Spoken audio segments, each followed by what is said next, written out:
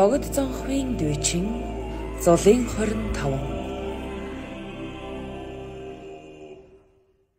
Богд Зонхоо ламын одоо их дүүсэн өдөр Зулын 25 одоо тохиодог юм одоо юм аа. За тэгээд Богд Зонхоо лам гэдэг маань бол одоо монголчууд бид нар бол одоо сайн мэднэ. За яагаад гэвэл Монголд Бурхны шашин 3 удаа дэлгэрсэн гэж Заваа Дамдан гавж бол өөрийнхөө одоо Монгол оронд Бурхны шашин дэлгэрсэн түүх Алтан дэвтэр гэдэг номонд бол одоо ингэж үйлчлэн одоо Монголын одоо Бурхан шашны түүхийг бол үйлчлэн одоо авч үзсэн. Одоо шарын шашны тухайн үеийн одоо гэлэг багийн одоо шашин буюу одоо шарам алгайтны одоо шашны одоо тэргүүн одоо болж ирсэн 3 дугаар одоо Далай лам Соном жамсыг одоо залж ирж за Далай лам гэдэг одоо цолыг өргөж за төвдийн одоо шашны урсгалуудын дотроос бол шарам алгайтны одоо шашны буюу гэлэг багийн одоо урсгалыг одоо монголчууд бол хүлээн авсан. За энэ бол Монгол оронд одоо 3 дахь дэлгэрэлт байсан гэж ингэж Заваа Дамдан гавж үзсэн байдаг. За Богд Зонхоо багш 23 дугаар зуун төрөл тэгэл багадаа бол одоо яасан тэгээ ээж аав нь маш их сүсгтэй хүмүүс байсан. Одоо ингээд намтарт нь гардаг баг. Тэгээ аав нь бол байнга л одоо жамбал цанжид гэж одоо манчрын алдрыг өгүүлэх үүд ном байдаг. Тэрийг л уншиж байдаг нь ч гэсэн. Тэгэл одоо зүүд мөдөнд нэрээд тэгээ төрсөн 15 одоо нас өдөр хүртлээн бол өөрийнхөө одоо амдуу нутагтаа за цорж дондоо өрөнчин гэдэг одоо ламын дэргэд бол одоо Бурхны номонд одоо суралцж байгаад тэгээд нэлээд одоо ном Бурхны номонд бол маш их одоо авьяастай одоо оюун ухааны хувьд бол ер нь гайхамшигтай одоо өгд юм аа гэдг нь бол мэдэгдсэн учраас за тэгээд өөрийнхөө одоо зөвхөн одоо амдуу нутагтаа бол тэр хүний одоо ном эрдэм одоо үзэх тэр одоо шаардлага бол бүрэн одоо хангахдахгүй байсан. За тийм учраас бол төвдийн одоо тэр Бурхан шашны эрдэмтэн мэрэгдийн одоо уурхай болсон үнцэн буюу одоо төвдийн төв нутаг руу бол одоо ном эрдэм судлахаар бол 16 одоо сүдэртэйдэн бол явсан одоо байдаг. За тэгээд одоо төвдийн одоо төв нутагт очоод тэгээд олон одоо хийдүүдээр тухайн үед бол Буддын гүн хааныг одоо наривчин судалдаг байсан. Сампува, Деважин, Сажа, Радын тэргүүтэй одоо хийдүүдэд бол одоо хийдүүдээр одоо явж тухайн үеийн одоо хамгийн одоо эрдэнэтэй хамгийн одоо шилдэг одоо лам багш нараар бол дээдийн номыг одоо хөтлүүлж ингээд Бурхны шашны маш одоо гүн гүнзгий одоо мэдлэгийг одоо авч за түүнийгээ одоо эргээд олон шавнартаа одоо хүргэснээр бол өөрийнх нь одоо алдар нэр за тэгээд хүрээлэл тэр эрдэм мэдлэгийнх нь одоо гайхамшиг бол төвд орон даяар бол дэлгэрсэн. Тэгээд Чөдөнд Өрөнчин гэж одоо анхны багш ном заасан хүн тэр Чөдөнд сорж гэдэг лам бол тэр Яман дагуурхан манчрах нэг шүтдэг маш их тийм бяцлагаашин лам байсан гэж гардаг. Тэгээд тэр лам зөөдсөн чинь Яман дагуурхан би одоо удахгүй одоо жамтаа уулзнаа гэсэн. Тэр жил Богд Зонхоо багш зөөдөнд гэсэн. Тэгээд төрөөд тэгээд Чөдөнд Өрөнчин одоо ийм сайн одоо ирээдүйн шашны том эзэн гигантын төрх юм байна гэдэг ээж аавд нь асуудал өгөөд тэгээд төрөхт нь угааж барьж тэгж их зангаа мангаа өгсөн гэдэг. Тэгээд багшийн дэргэд ном үзээд тэгж жаад багш нь одоо ингээд төв газар явж том хийдүүд очсон тим ном үзээрэй гэдэг. Тэгэл одоо үүсэн одоо ласт зөврөө ламч бараг 15 6 таад марилсан баг. Тэгэл үзэл ном үзвэл тэгэл одоо гайхамшигын төлд өндөрт өгсөн ийм л намтартай л одоо ер нь яг уу дээд содванар бол одоо намтарна гэж ярихаасаа одоо олон төрлийн одоо ерөөл молон байдаг учраас бидний игэл бидэнд нэг үзэгдэх дүр нь тэр болохоос ерөөсөө бурханлог дүр нь бол хизээ ямагт шавнартай номнож л байдаг ийм л учиртай байна. За Богд Зонхоо бол намтрын тэр захирагч лувсан ертөнц маш нарийн сайхан бичсэлтэй. Тэгээ Богд Зонхоогийн тэр дэлгэр намтар дотор бол эцэг нь бол дархаагүй хоон гэж хэлсэн. Дархаа гэдэг нь бол дархан гэсэн монгол үг ээ гэж. Тэгэхээр энэ ямар учиртай вэ гэхлээр бол Богд Зонхоогийн эцгийн талаасаа бол тэр Ян улсын үед дархлагдсан монголчууд гэж байсан. Тэр бүлэг улсуудын дотор бол багтаж байсан бололтой байгаа юм. Ийм учраас бол Богд Зонхын намтарт бол дархаа үгийн гүн буюу дархан гэсэн энэ удам ухсааны хүн гэдгийг тодорхой хэлсэн байна. Хоёрдугаарт бол их нь бол агчаа үгийн төв төөн гэсэн байна. Тэгэхээр хэрв эцэг нь төв хүн байсан бол их нь төв хүн байсан гэж ингэж онцолж хэлэхгүй шүү дээ. Тэгэхээр ийм нарийн утга учир байна. Ийм учраас Богд Зонхон бол монголчууд ерөөсөө удам судар уг түүхийн бол эцгийн талаа ясан тал төрөл буюу эцгийн талаа барьж ярьдаг. Ийм учраас Богд Зонхон бол эцгийн талаас яхахгүй монгол ухсааны, монгол удмын, монгол цустай ийм хүн байжээ. За ийм учраас бол өөрөөр хэлэх юм бол энэ монголчуудын дотроос гэгэрлийн дэд утгыг олсон цөөхөн уруу дарам цөөхөн ховор нандин ийм эрдэмтэй хүний нэг бол яахаггүй Богд Зонхон байжээ.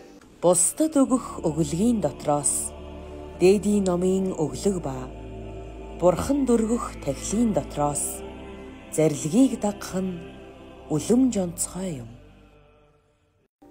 Богд Зонхон яаж тийм болсон бэ? Одоо Бурхан залаад ирсэн гэдэг ийм тайлбар байдаг.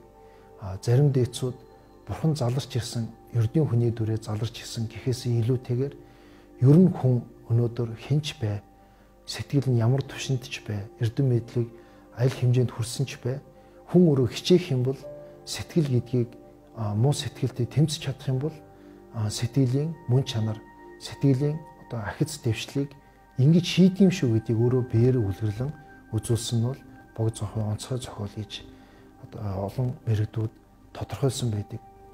Үүн дээр түл Бурхан заларсан гэдэг дээр ямар их сурулж байгаа юм бэ гэдэг ийм тайлбарын хариуд одоо асуултын хариуд бол манай цагар гэвч тэргүүтэн одоо Монгол турхтан мэрэгдүүд одоо Монголын олон мэрэгдүүд айлцсан байдаг. Цагар гэвшийн зохио төрүүлсэн Богд Зонхын намтарт Бурхан багш ертөнцөд залраад дээдийн номоо айлдан шав нугуудаа тойруулан заларч явах үед Манчир Бурхан багшийн хажууд бараа болж шадралж байгаа шавийн дүрээр заларсан байсан. Ингээд Манчир Бурханд хандаад Бурхан багш өөрөө ирээдүйд цаг цөвөн болох хэцүү цаг тохиох үед ердийн эглийн дүрээр одоо цастын оронд очиж гандан гэж хийд байгуулна, лувсан гэд нэртэй байна гэж ингэж альцсан байдаг. Түүнээс гадна Ананд гээд Бурхан багш кинонд гардаг олон хүн мэдж байгаа. Бурхан багшийн одоо яг хажууд нь шадралж бараа болж явсан Анандад Бурхан багш бас альцсан байдаг. Ирээдүйд Манчир Бурхан хүний дүрээ цастын оронд очино. Гандан хийд байгуулах газар нь яг энэ газар байгуулна гэж газрын тодорхойлж өгөөд улмаар лувсан дагваа гэдэг ийм алдартай байна гэдгийг тодорхой айлдж өгсөн байдаг. Ингээд Бурхан багшийн бошигл ундан айлдсан дагуу Манчир Бурхан яг Бурхан багшийн айлдсан тухайн газар Бурхан багшийн олон бошигл унданд гарсан шин чанар бүгдийг бүрдүүлэн 1357 онд лагшин мэндэлсэн. Үүнийг бол олон мэрэгдүүд ийэлт мэдэл буюу далдыг мэддэг номын хүч чадлаар тэрийг болгоож харж мэдсэн ийм жишээнүүд олон байдаг.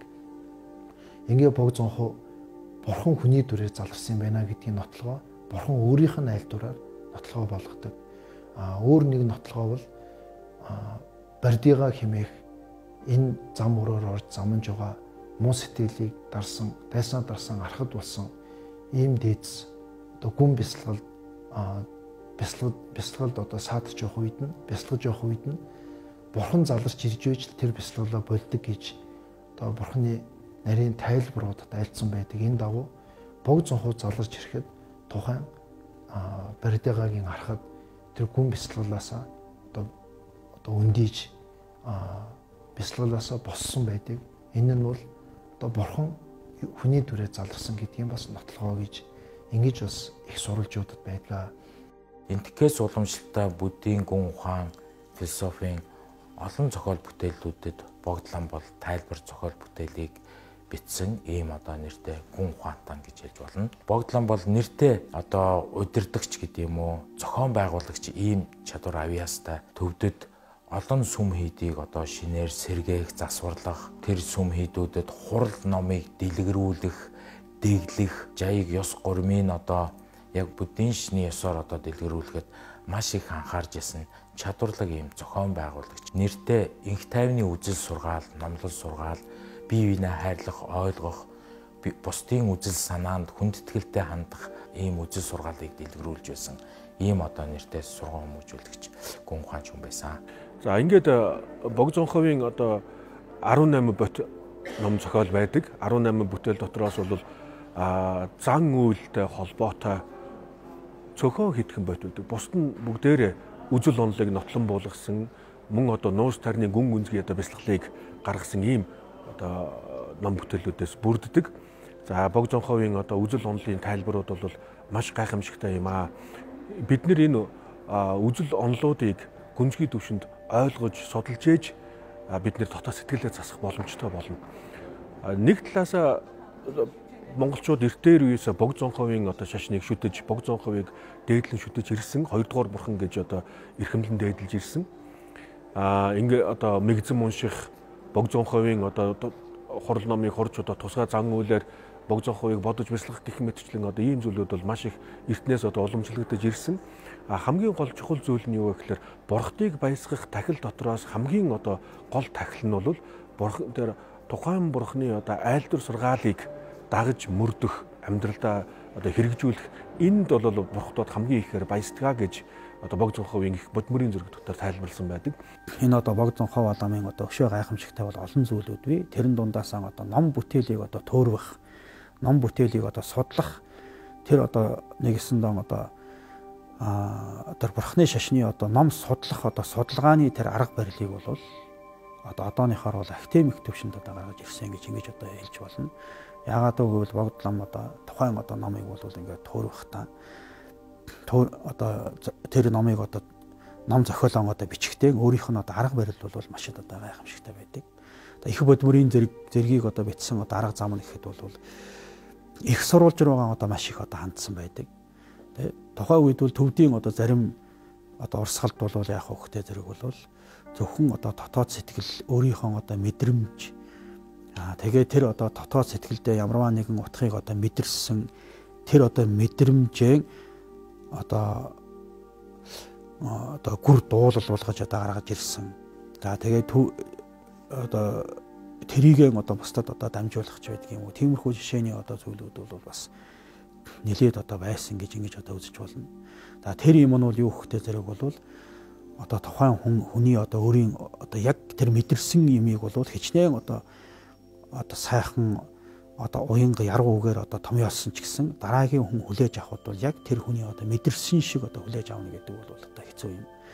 За тийм учраас бол яваандаа бас ингээд зарим юмнууд утга санаанууд бол ингээд бүдгэрсэн зөвхөн одоо уянга яруу одоо гоё үгээр одоо үгээр одоо хэлэх тэр юм тал руугаа одоо яваад ингээд үндсэн утга санаа бол жоохон бүдгэрсэн гэж ингэж одоо ойлгож байна.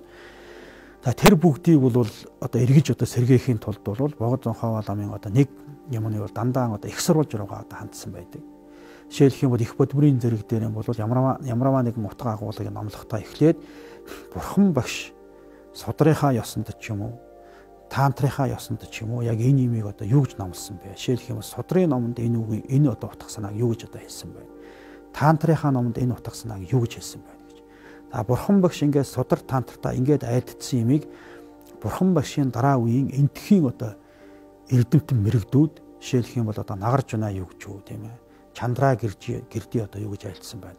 Асангаа юу гэж айлдсан байна. Басуу бандаа юу гэж айлдсан байна гэж тухайн үедээ одоо энтгэхт одоо бүхий л цаг үеийн одоо энтхийн одоо бандтаа нарт одоо хүлээн зөвшөөрөгдсөн. Тийм одоо хамгийн алдартай. За зарим нь одоо бурхан багшаас хүртэл иш бошиг одоо лүндэнтэй тийм одоо бандитаа нарын тэр одоо шалгарсан тэр одоо номлолуудыг бол их сурвалж болгож энэ энтхийн бандитаа нар одоо энийг бас ингэж үзжээ, ингэж номлож байжээ гэж. нэртэй сурган хүмүүжүүлэгч гүн ухаанч болохынхоо хувьд бол Богдлон бол маш олон далдарсан ийм зохиол бүтээлүүдийг туурвсан байдаг. За манай лам хуваргуул сүсгтэй олон бүгд мэдж байгаа. Бод мөрийн зэрэг гээд гайхалтай ийм зохиолыг бүтээсэн байна. За мөн бэлэг баримт буюу Асангагийн Абисамия Аланкара гэдэг зохиол дээр бол алтан эрхэн гэдэг одоо алтан эргэс гэдэг ийм гайхалтай одоо тайлбар зохиолыг бичсэн байдаг. Одоо Богдлонхоо багш бол одоо ном болгоогоод их олон ном зохиосон. Тэгээд болгоосон төдийгөр биш.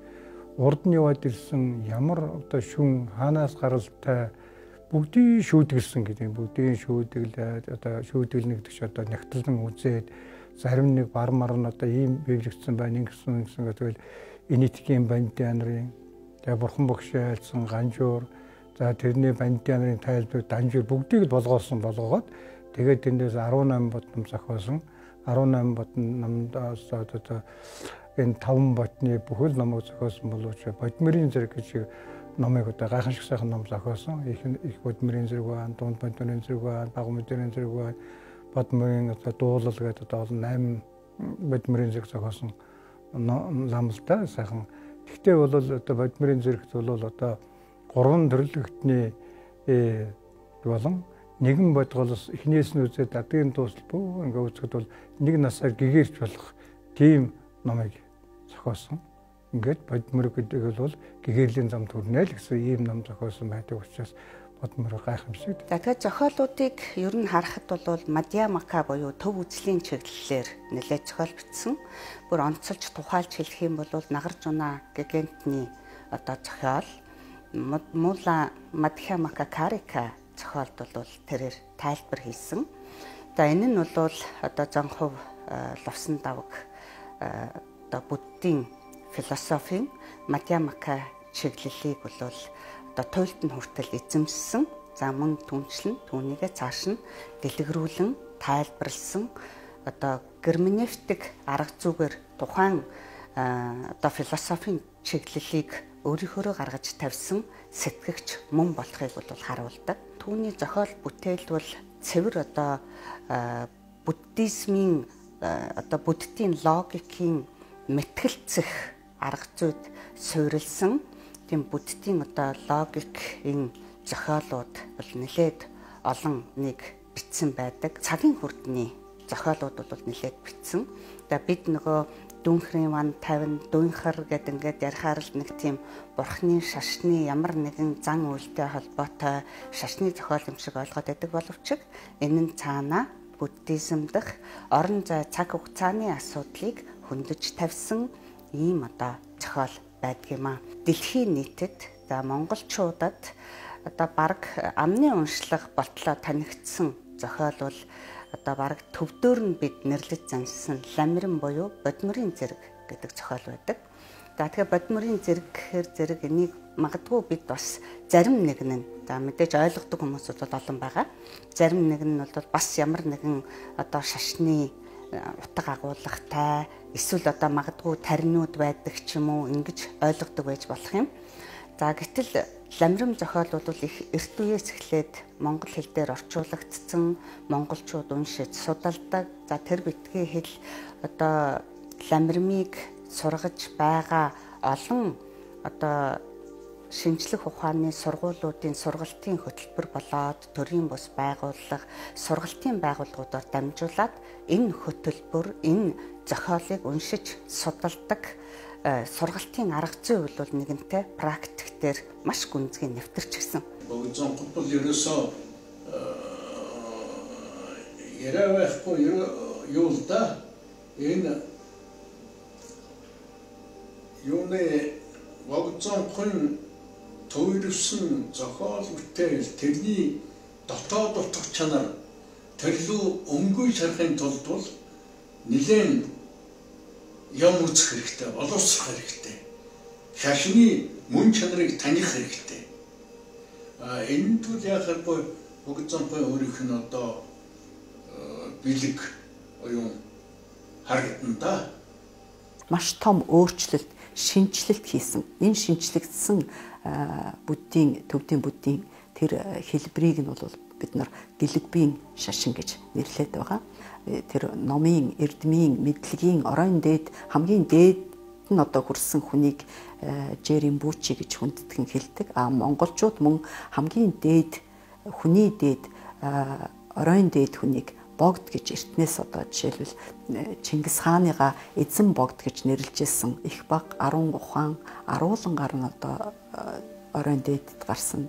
Түүний дотор бас буддийн гүн ухааны чойрын 5 бот гэж одоо Монголын одоо 20 дугаар зууны үеийн Монголын мэрэгд лам нарын одоо хамгийн дээд номын дээд гэж эрхэмлдэг байсан. Бүх төрлөөр нь одоо зохиол бүтээл бичсэн. Бүгдээрнгийнх нь гүн ухааныг маш нарийн түвшинд гаргаж ирсэн. Үүний зохиол бүтээл дотор хамгийн алдартай нь одоо Бодмирын зэрэг хэмээх зохиол байгаа.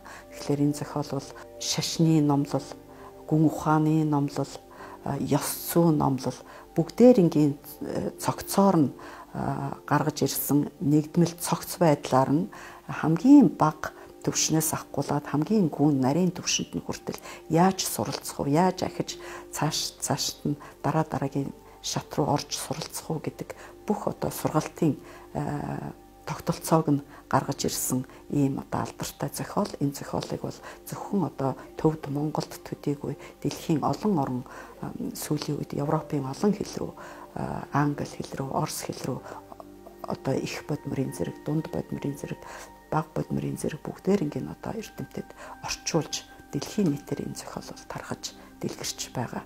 Санаа сайн бол газар зам мөр бүгд сайн. Санаа муу бол газар зам мөр бүгд муу.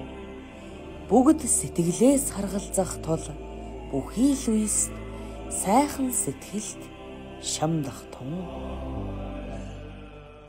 Бодмирын зэргийг одоо хичнээн үзэн 40 янзаар ойлгодог гэдэг л одоо багшны янз янзаар л айлдаг гэдэг.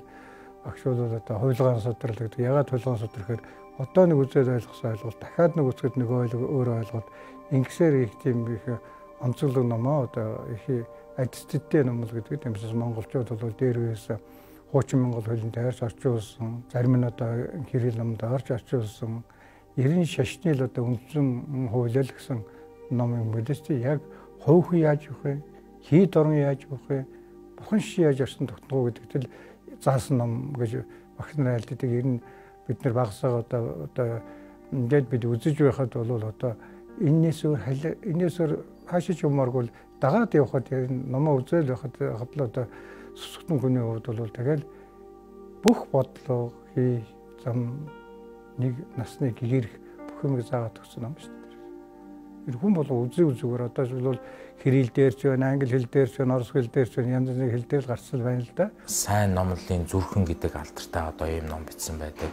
За мөн очир хөлгөний одоо зам мөрийг тайлбарлсан агрын чумбо буюу одоо таринч гэдэг юм уу, Важраяны одоо хөлгөний гарын авлага болох юм гайхалтай бүтээлүүдийг зохиож бүтээсэн байдаг. Орчин үед буддийн судлалд ялангуяа барууны ихтэй сургууль бол энэ богд ламын намтрыг судлах, зохиол бүтээлийг одоо судлах одоо ийм судлаачдын тоо их нэмэгдэж зохиол бүтээлүүдийн орос хэл рүү, англи хэл рүү одоо орчуулах, франц гэдэг юм уу, ер нь бол барууны хэл рүү орчуулж маш ихээр судалдаг болсон байна. Эрт дээр үеэс мөн богд ламын намтар зохиол бүтээлийг бол их өргөн судалж, түүний зохиол бүтээлд бас одоо суралцж ирж байсан ийм уламжлалтай. Монгол бичгийн мэрэгдээс бол захар, гэвш, лусан жүлтэм, иш дондуу гэх мэт одоо мэрэгд бол богд ламын намтрыг одоо бичижсэн.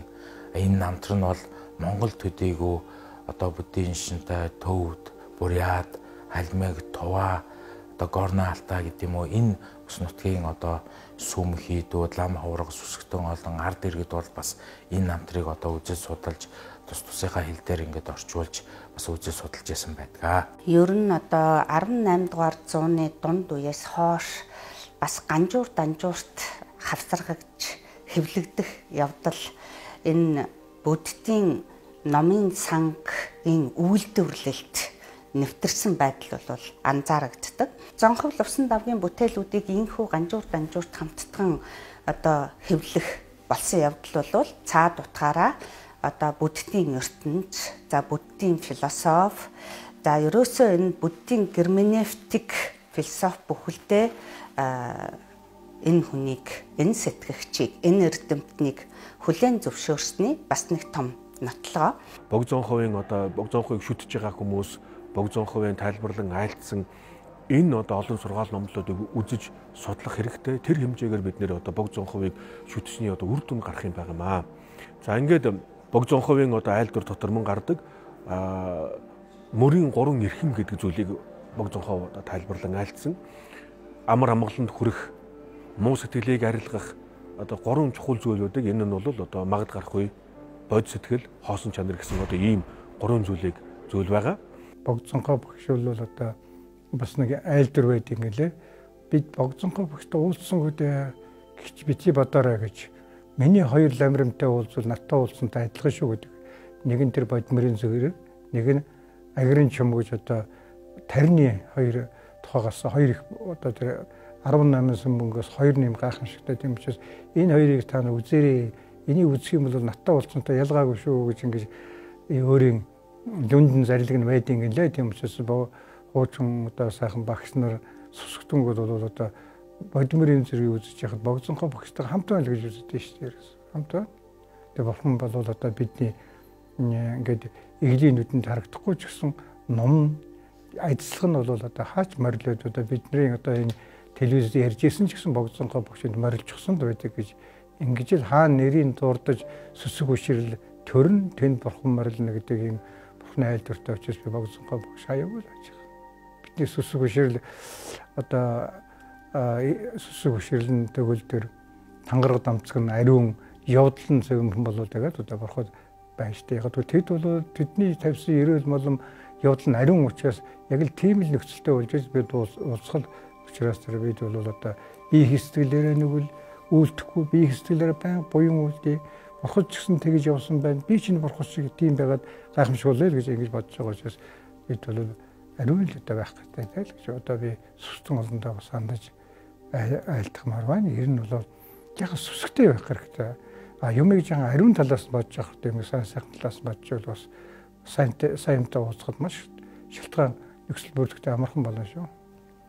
Тэгвэл энэ өдөр ягаад зулын 25 гэж нэрлсэн бэ гэдэг дээр тайлбарууд байдаг. Зарим нэг тайлбараас энэ та бүхэн дамжуулахад Богзонхов өвлийн тэргуун сарын хуучтын 25-ны өдөр таалал болох буюу одоо муу сэтгэлийн ялан дийлж өөрөө одоо бурхны лагшинг болох энэ зохиолыг одоо үзүүлсэн учраас 25 гэдэг энэ нэршил орж ирсэн байна. Тэгвэл зулын гэж яагаад нэрлсэн бэ гэдэг дээр ер нь зул гэдэг маань мөнхийн харанхуйг арилгадаг ийм тахил. Зул бол тосын нүргэж байгаа биш, гол нь гэрлийн нүргэж байгаа. Дээр үеэс настайчууд маань энэ тос жоохон амт орцсон байна, үнэр орцсон байна. Үүгээр зул өргий гэдэг нь амтын үнэрийг нүргэж байгаа биш, гэрлийн нүргэж байгаа учраас тэр тосыг зөв зохистой зүйлд ингээд зарцуулж бас өөрийн буян хишгээ хариуцуулдаг ийм олон жил байж ирсэн гэрлийн нүргэж байгаатай холбоотой байна. Тэгвэл зул маань гэрэл учраас гэрэл харанхуйг арилгадаг шиг зул маань оюун ухаанд байгаа мунхаг сэтгэл түүнээс бий болдог уур уцаар шунал омог сэтгэлээр унах готрах гэх мэт энэ муу сэтгэлүүдийг арилгаж өгөх юм бэлэгдэлтэй тахил. Энэ өдөр Богзонхов маань муу сэтгэлийг ялан дийлсэн нь бол зул харанхуйг арилгасантай адил ийм онцгой зохиол болсон учраас 25-ыг нь зулын 25 гэж ингэж нэрлэнэ гэдэг тайлбар байдаг. Өөр нэг нь олон хүмүүсийн ам дамжиж ярьж ирсэн нэг тайлбар бол Богзонхов энэ өдөр онцгой зохиолыг үзүүлсэн энэ даруйгаас олон хүмүүс зул өргөж уг нь харанхуй шин байсан боловч өдөр адил ингэж их зул өргөсөн. Энэ утгаар зулын 25 гэж нэрлсэн гэж одоо ам дамжсан энэ амун хууч байдаг. 2 дугаар бурхан гэдэг Богзонхов багшийг сайхан дүүц өдөр болж байна. Тэгээ яг Богзонхов багш бол одоо энэ хорвоо ертөнцид морилоод номноод тэгээд одоо энэ бурхан шишин ариун хамгийн сайхан энэ шашин маань одоо ингээд монголчууд олон зуун жил шүтээд ирсэн.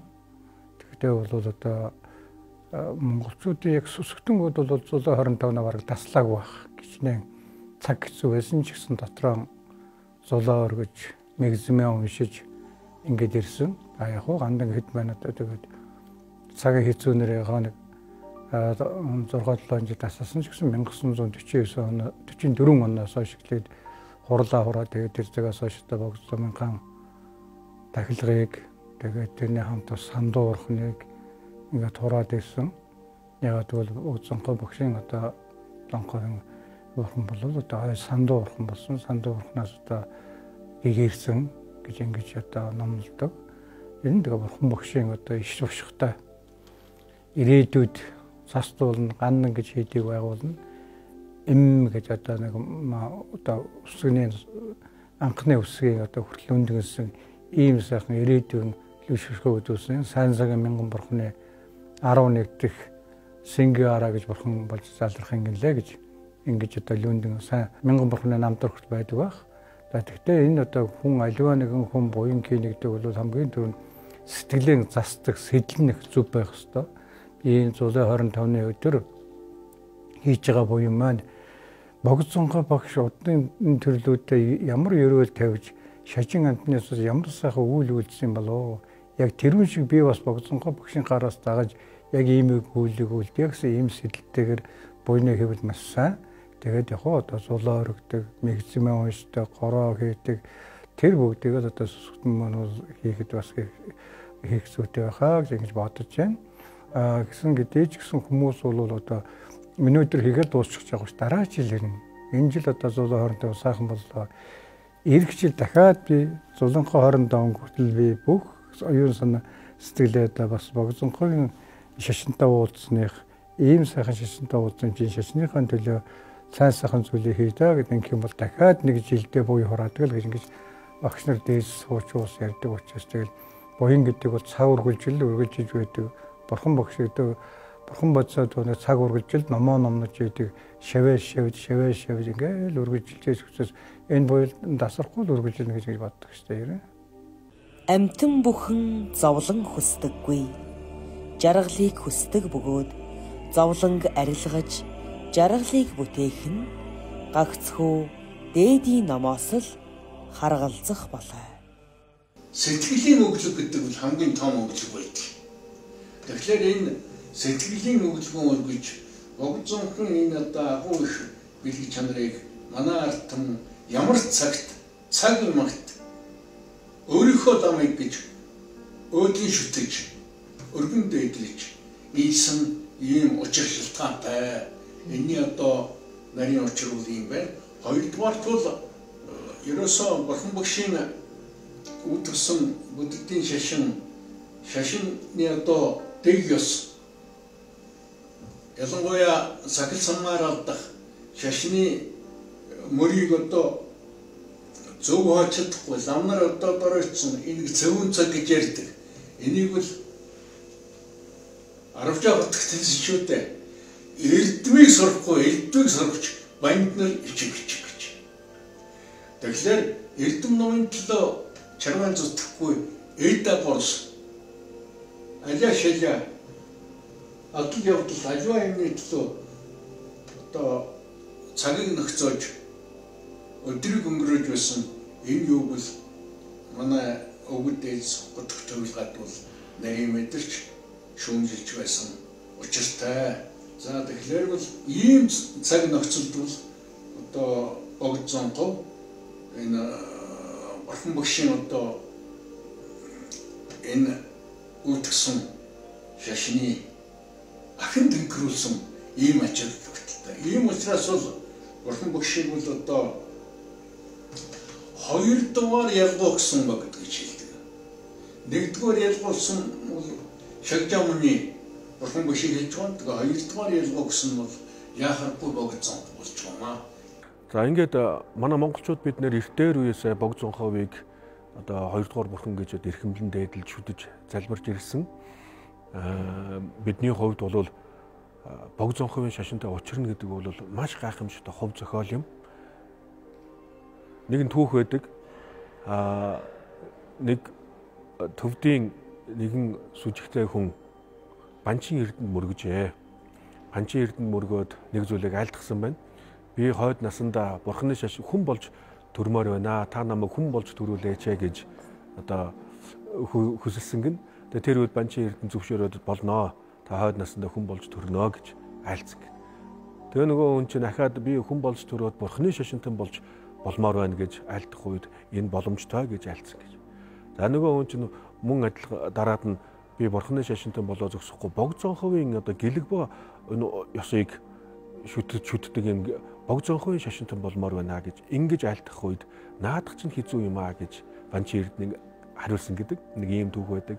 Тэгэхээр бог зонховын шашинтан бог зонховын шашныг шүтэн гэлэгва уламжлалыг одоо шүтэн гэдэг бол хүн бүхэнд одоо тохиоддог ийм зүйл биш юм. Маш ховор чухал зүйл. Тэгээ хамгийн гол нь бог зонховын шашинтай уулзраад бид нар юу хийх ёстой вэ гэхээр бог зонховын энэ гүн гүнзгий сургаал номлолуудыг үзэл онолуудыг бид нар судлах хэрэгтэй. Тэгжээж одоо яг жинхэнэ одоо гэлэгва уламжлалыг бог зонховын одоо энэ шашныг шүтсний одоо үр дүн гарна. За монголчууд ч гэсэн урд нь бол монголчууд одоо эртний дээр үеэсээ бурхны шашинтай байсан учраас бурхны шашны одоо үг хэллэгүүд энэ төр бол санскрит одоо нэр томьёонууд энэ төр бол монголчуудад бол уламжлагдаад ингээ байж байсан. За тэрэн дээрээсээ Монголын одоо их хаад одоо Чингис хааны одоо дараа Өвөөдөө хаанаас одоо авахгуулаад тэдгээр бүгд бол Чингис хааны одоо захиасын дагуу төвдийн одоо лам нарыг одоо залж ирж бас өөрийнхөө одоо ордны одоо багш болгож зөвлөх болгож энэ төр одоо байсан. За тэр үеэс бол одоо Сажава болон одоо Гармавын одоо шашин бол Монголд одоо их дэлгэрсэн Сажава, Гармава. За тэгээд тэдгээр одоо ёснууд нь бол сүүлд нь одоо энэ 3 дахь одоо үед бол одоо гэлэгвийн одоо шашныг одоо дэлгэрүүлсэн юм аа. За гэлэгвийн шашин гэдгийнх нь онцлог нь бол ийм юм шүү, тийм ээ. Тийм учраас бол Монгол оронд ч гэсэн их хүрээнд бол одоо тэр одоо буддын хүн ухааныг одоо судалдаг тийм одоо дацсангууд одоо байгуулагдж байсан байна. Хамгийн анхны одоо дацсан нь бол 2 дацсан одоо байгуулж байсан байна. Нэгдүгээрт нь бол жүд дацсан буюу тэр тантрын одоо номыг одоо судалдаг одоо жүдийн одоо дацсан. За хоёрдугаарт нь бол одоо буддын хүн ухааныг одоо судалдаг цанид чойрын одоо дацсан. За энэ хоёр одоо дацсанг бол байгуулсан. Тэгэхээр их хүрээг одоо үндэслэн байгуулагч нь бол өндөр гэгээн Занбаатар буюу анх дугаар богд Живцэндан бодохт юм. Анх дугаар богд Живцэндан бодохт бол одоо монголчуудад ялангуяа 3 дугаар дэлгэрэлтийн одоо үед бол маш их одоо ачтай. Яагаад гэвэл Монголын одоо энэ одоо 3 дугаар дэлгэрэлтийн үед бол нэг Монголд одоо дэлгэрсэн гэлэгвийн шашныг бол ер нь одоо яг үндэс суурийг нь одоо тавьсан юм аа гэж. За тэгвэл бол 2 дугаар богд бол бас их одоо ачтай. Яагаад гэвэл 2 дугаар богд бол өндөр гэгээнээс одоо бүр тутуу үг их одоо ачтай юм. Тэгэхээр өндөр гэгээн бол Монголын одоо бурхан шашныг ерөнхийд нь одоо төрхийг гаргаж ирсэн. За тэгвэл 2 дугаар богд бол 2 мэлмийг нь одоо нээсэнтэй адилхан гэж. Яагаад гэвэл тэргүүл энэ одоо надандрын хийдээс одоо уламжлалтай энтхэг одоо надандрын хийдээс уламжлалтай одоо төвд Монголд одоо дэлгэрсэн энэ одоо судар тантрыг одоо хослуулсан энэ их хөлгөний шашны бол хамгийн гол юмны үгтэй зэрэг судрын одоо ёс болон тантрын ёс байдаг. Тэгээ энэ хоёрыг одоо судлах ёстой байдаг. Тэгээ энэ хоёрыг одоо судлахад бол судалдаг одоо 2 сургууль нь судрын одоо ёсыг судалдаг сургууль нь бол цанид чойрын дацсан. Тантрын ёсыг одоо судалдаг сургууль нь бол жүд дацсан одоо байдаг. Тэгэхээр энэ сургалтынх нь 2 дацангийн бол 2 дугаар богд одоо байгуулсан юм аа. Тийм учраас 2 дугаар богд бол өндөр гэгэний одоо бүтээсэн Монголын одоо бурхан шашны одоо 3 дугаар дэлгэрэлтийн үеийн одоо Монголын одоо бурхан шашны 2 мэлмийг нь одоо нээсэнтэй адилхан гэж ингэж бол одоо Монголын одоо дээдс лам нар айлдж байсан гэсэн ийм одоо айлдвар байдаг. Богд ламын хувьд бол энэ цээжлэх ухаан өөрийнх нь тэр олон ном судруудыг цээжлээд хооронд нь харьцуулаад бичсэн бичвэрүүд нь түүний өөрийнх нь бүтээл номонд бол маш сайн харагдаж байдаг. Бусдад өгөх өглөгийн дотроос дээдийн номын өглөг ба бурхан дүргэх тахилын дотроос зарилгийг дагах нь үлэм жонцгой юм. Бог зонхоо муу сэтгэлээ ялсан цохиолыг энэ өдөр үзүүлсэн бол ямар үйл явдал тэнд болсон бэ гэдэг дээр зарим нэг жишээг номонд айлцсан тодруулан та бүхэндээ бас хуваалцъя гэж бодож байна.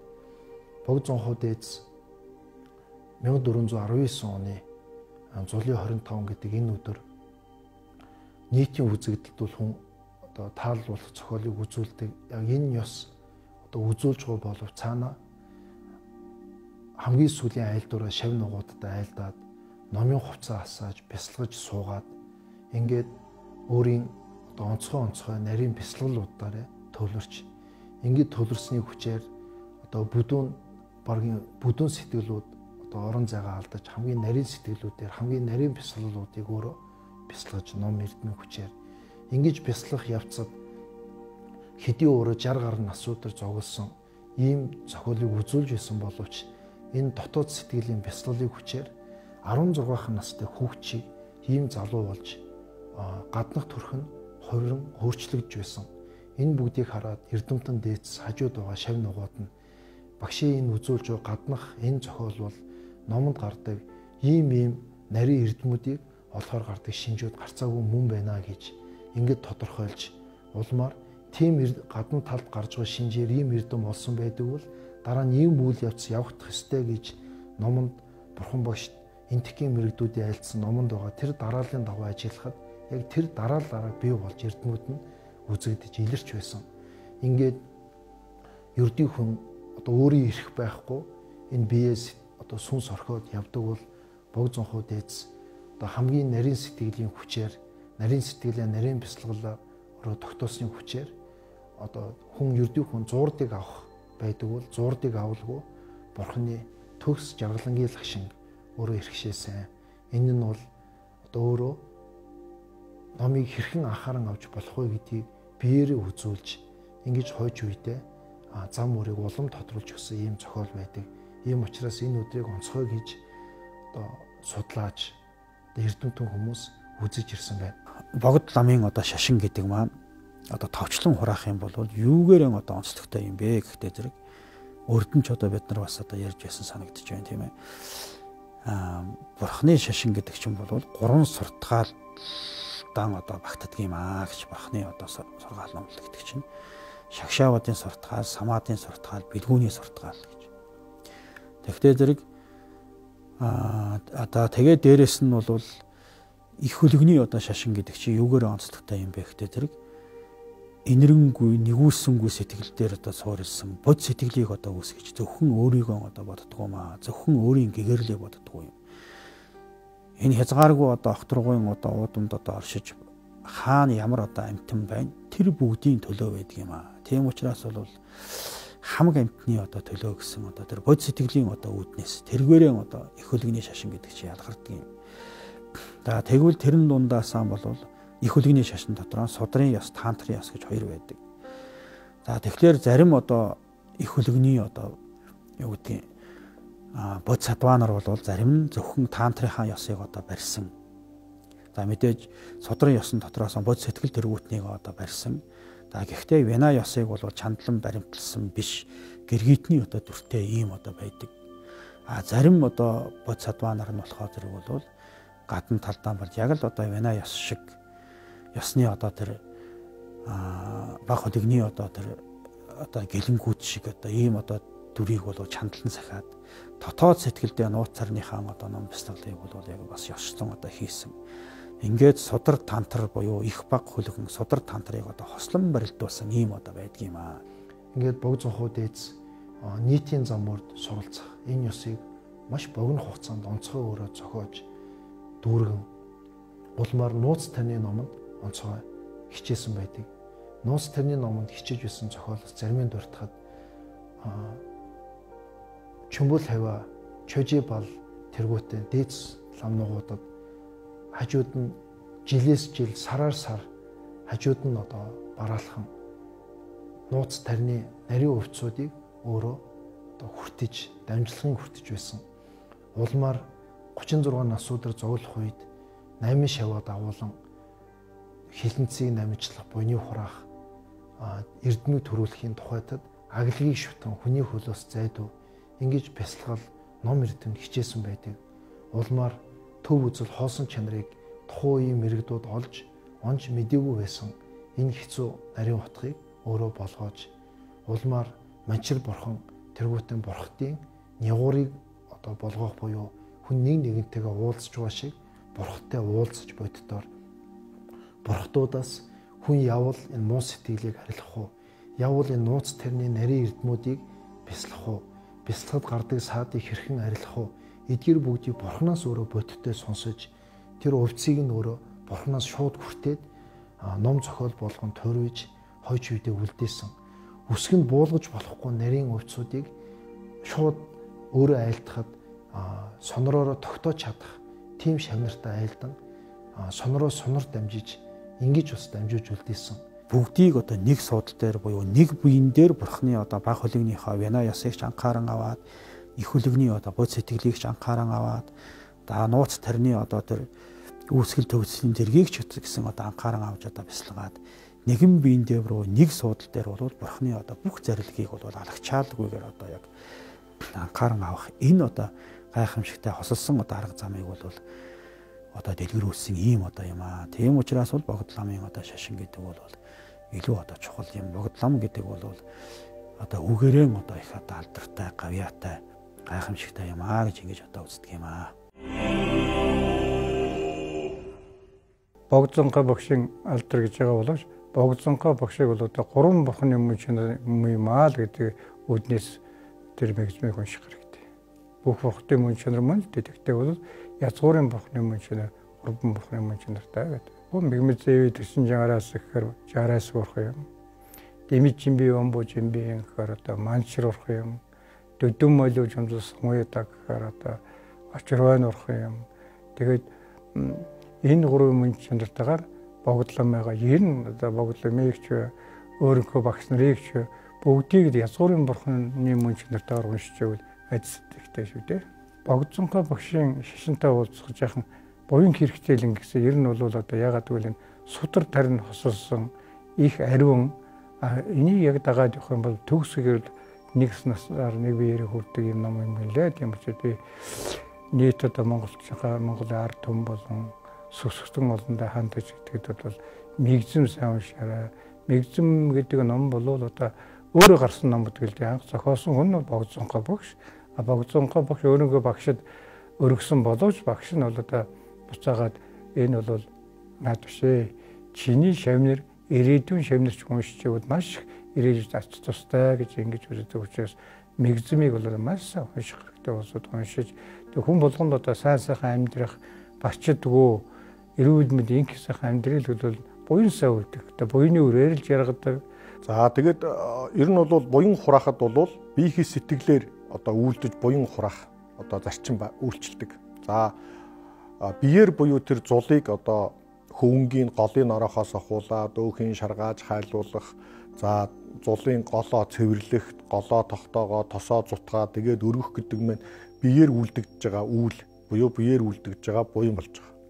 За хилээр гэх юм бол бид нэр энэ өдөр бол лусан давгад одоо өргөсөн мэгзэмаг олон тоолох. За эсвэл бол өөрийн одоо тоолж заншсан бурхтын зүрхэн тарин байдаг юм уу? Өөрийн одоо өдөр тутмын уншлага, бясалгал юм уу? Тэрийгээ бол ингээд хамаг амтны төлөө зоригдож хийх нь бол хийж чадах юм бол уншиж гүйцэтгэх юм бол тэр бол хэлээр үлдэж байгаа буян болж байгаа. Сэтгэлээр ямар буян үлдэх вэ гэвэл ердөөсөө одоо хамаг амтны тусын тулд гэсэн бод сэтгэлийг бясалгах. Дээрээс нь орчлон хорвоогийн юмсыг танин барьсан хоосон чанарын оюун ухаан мэдгэдхүүнийг одоо бясалгах юм бол тэр сэтгэлээр хурааж байгаа, бэлэг үлгүүнийг хурааж байгаа буян байгаа юм. Тэгэхээр ингээд би сэтгэлээр үйлдсэн буянаа бол эргээгээд би тэргүүтээ хамаг амтан төрөх, өвдөх, өтлөх, өөхөхийн зовлонгүй ахуй өстэй. Эц сойттой бол гэгэрлийн мөн чанарыг олж хамаг амтны тусын тулд бурхан болж гэгэрх хийн тулд буянаа ингэж зориулах, шамдах хэрэгтэй юм аа. Сэтгэлээс сайхан эхлээд одоо энэ сэтгэл оюунаа сайхан сасуурлаж хамаг амтны тусдагсан оюун санаатай байх хэрэгтэй. Тэгээд биеэрээ тэр зулаа хийх хэрэгтэй. Зулаа маш сайхан одоо ингээд ар хөлөө угаачаад зулынхаа голыг сайхан хийгээд тэгээд зулаа хийгээд тэгээд зулаа хийж явахдаа энэ зулыг хийсний үр буянгаар хамаг амтны жаргалтай байгаасаа тэгээд хийгээд тэгээд дараа нь зулаа ингээд бадраахтаа хамаг амтны муухай Монголыг харанхуй хайрлаж бэлэг оюун төрөөсөө гэж зулаасахан мандагаад тэгээд сайхан зулаа өргөх ёстой. Тийм учраас одоо тэгээ яг зул өргөдөг одоо тусгай тарин маань тэрийг мэдэхгүй ч гэсэн мааны үтний хойшоо өглөө зулаа хийгээд өргөхтэй бас умаахан гэж унших хэрэгтэй. Тэр янз бүрийн сэтгэлийн бузар ямар нэгэн тэгээ эзэн бузар усан байхад тэр бүгдийг харилгаад тэгээд одоо мааны үтний хойшоо их 96 зүйлийн хамаг амтны тусд энэ буюу энэ зулыг өргөж энэ зулны буйнаар хамаг амтын гэгэрээсээ гэ одоо ялангуяа бол их хэцүү цаг нөхцөл байна. Хүмүүсийн сэтгэл өмсөн дэлхийд даяар дайнд игсэн янз бүрийн байгаа учраас тэр хүн аливаа нэгэн мунхаг буруу үйл ажиллаас л нүгэл үүсэж байгаа учраас тэр одоо арилаасаа тэр намдаасаа нэмийг зөвөр ухаараасаа гэдэг сайхнаар л одоо өрөх ёстой шүү дээ. Тэгээд өргөн тэгээ одоо хүмүүс одоо янз янзаар ярьдаг л да. Тэгээд зулаа бол сүмбрүүлэн таны том дундаа тэгээд голоон бол одоо их сайхан цэгцгэн хамаг амтны сайн сайхан шулуун шудрагын тухай шар цусаа ихтэй тэгэл сүүн далаа их тэгээ галаа батрахта тэр зулаа батрахта одоо хамаг амтны монхыг харагшаад байгаа дарилгаж байна гэрэл гэгээтэй болж байна гэсэн ийм олон сайхан бодолтой ер нь манай сүсгтэнгүүд ялангуяа настай улсууд бүгдөө л энийг мэдэж өргөдөг шүү дээ. Тэгэл ялангуяа зулыг орой тийшээ өргүүд маш сайн л гэж одоо зулаа орой болгоход зулаа өргөөл гэдэг. Тэгээ яг багш нар бол айлдаж ил байдаг л да. Тэг хүн бомж ба ласч ба хүрээнд бол тэр зул өргөчхөд бас бараг салхи хөдлөхгүй шүү. Тэгэд маш гоёор тогтцсон байдаг юм аа бас нэг бурхны ажил. Энэ дүүцэн өдрүүд гэдэг одоо бурхан башийн дүүцэн өдөрч ба богдломын дүүцэн өдөрч ба бидний өндөргээний дүүцэн өдөрч ба яг тэр цаг хугацаанд бол тэр бодисоо нэр тэр цаг хугацаагаар ажилласан байдгийг ингээл л тий ажиллана гэдэг бол маш их үзэтэй болгоцсон. Тэгээ тэр өдөр хийсэн буян хідэн бом төмнөр ариуж ил гэдэг байгаа юм да. Тийм учраас нэг дүүцэн өдрөөс дараачийн дүүцэн өдрөө хүрдэхээр хоёр дүүцний хооронд их буян хураахал ер нь хүн бол одоо их л юм дуртай л байдаг л да. Тэгэхээр дуртай байх юм бол сайн сайхан дуртай бол тэр дүүцэн өдрөөс дүүцэн өдрийг да гэдэг ийм өргөлж ирсэн тэр буянгууд ингээд усны урсгал мэт хийдэг учраас цаг үргэлжийн л одоо сэтгэлдээ буянгаа бол бодж хийж яваад одоо сүтгүүд сайн л одоо өөрт нь хэрэгтэй одоо амьдарч байгаа гэр орон тухайн орон нутагт дэлхийд инх тайван бүгдэнд л одоо буйны өрөөл ад жаргалтай байж тээ. Санаа сайн бол газар зам мөр бүгд сайн. Санаа муу бол газар зам мөр бүгд муу. Бүгд сэтгэлээс харгалзах тул бүхий л үйс сайхан сэтгэлд шамдах тун. За монголчууд бол ялангуяа уламжилалт мал ахуйг эрхэлж ирсэн учраас өвөл бол цас унсны дараагаар өвлийн идэш болон одоо онд орохгүй мал энтрийг бол одоо бой буюу ингэж ичэнд хэрэгэлдэг. Тэр одоо малынхаа өөхийг бол хадгалаад дотор өөх болон бөөрийн өөхийн тэр нь хадгалаад авчаагаад зулын 25-нд сайхан шаргаагаад тэр одоо тосоор нь зул өргөдөг. Олон зул өргөдөг.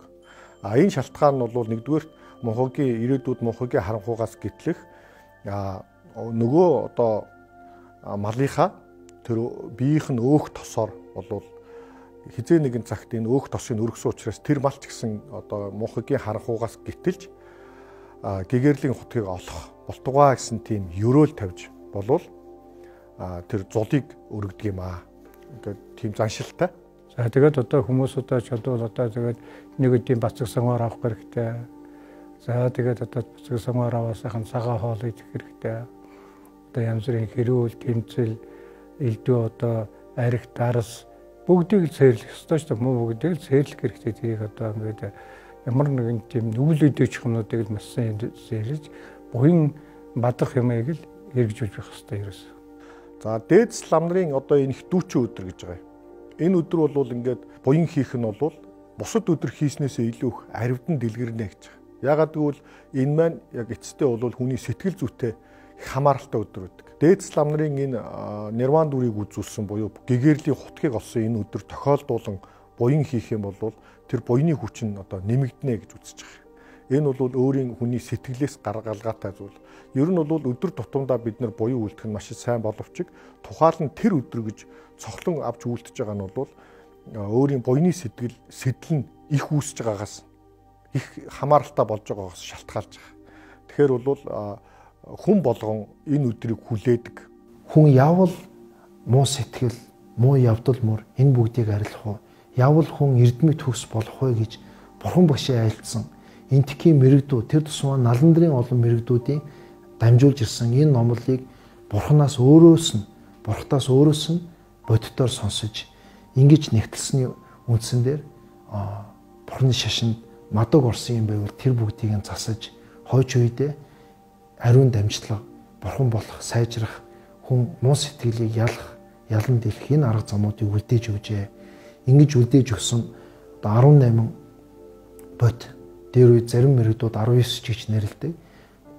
Нэрлэдэг байж 18 бот буман зарлиг буюу зохиол тойруулыг ном зохион тойрвж бидэнд үлдээсэн. Тэгээ энэ бүгдийг үзэхэд бол богд зохион айлтсан айлдвар үг болгоно цаанаа нарийн учиртай. Тэнд дандаа л номын богд зохион ямар эрдэмтэн мэрэгүн хүн бэ гэдэг ийм л одоо өөрийг нь нотлохоо болохоор тэнд өөрийгөө магтсан. Эсвэл омгийн сэтгэл төрсөн. Эсвэл тэнд хэн нэгнийг агтар гутаанд оромжилсан айлдвар байдгүй. Дандаа нийтийн сайн сайхны төлөө, ирээдүйн хойч үеийн төлөө цаг минут тулааны зориулж байсан айлдварыг үсгээр ингэж одоо өөрөө ирэхгүй одоо хүнд ойлгохдоор ийм байдгаа. Тэгээ Бурхан багш айлцсан байдаг. Ер нь зохиол Бурханы олон зохиол байдаг. Тэр дундаас хамгийн гол нь ном айлтахын зохиол. Тэгвэл үүнийг богд зонхоо өөрөө яг бодитоор өөрөө үлгэрлэн бидэнд үзүүлж 18 бот бомон зарлиг гэж нэрлэдэг энэ номыг зохион тойрож үлдээсэн. Одоо цаг үед барууны олон эрдэмтэд богд зонхын тайлал, богд зонхын тайлбарлан альцсан энэ зохиолуудыг судалж орчин цагт ирээдүйд дэлхийн нийтэд энэ бол хэрэгтэй ийм одоо тайллууд байна гэж одоо бахархан одоо судалж түүнийг одоо улам дэлгэрүүлэхэд хичээж байна. Ингээд иргэн харахад бол агуу их зохиол бүгдийг бид зарим нь ойлгохгүй байгаа хэдий ч богд зонхоо гарцаагүй өөрийн бүхэл одоо нас бүхэл цаг хугацаагаа бусдын сайн сайхны төлөө алгасрах дэмий үл нэгч одоо тэнд байдгүй тийм зүйл гараагүй гэж хажууд нь нэсэн хүмүүс тодорхойлон бичсэн байдаг. Бүгдийг бусдын төлөө ингэж хичээн зохиож байсан юм байна. Энэ бүгдэд даган баясаж энэ 125-ны дүүчийн өдөр бүгдээрээ аль боломжоор өөрийгөө дайчлан хэнийг бид гомдоож байсан түүнийгээ бас намжлах, би ямар алдаа хийж байсан түүнийгээ засаж залруулахын төлөө, би ирээдүйд ямар сайхан юм хүсэж байна түүнийгээ ёроол тавьж тэр бүгдийн төлөө одоо мэгзэн унших, зул өргөх, цаг зав нь болдог бол орон хий дээрээ эргэл мөрглөөр явах, эсвэл өөрийн хүндтэй аав ээж гэр бүлээ баярлуулах, ямар тэ сайн үйл бүгдэд хичээе.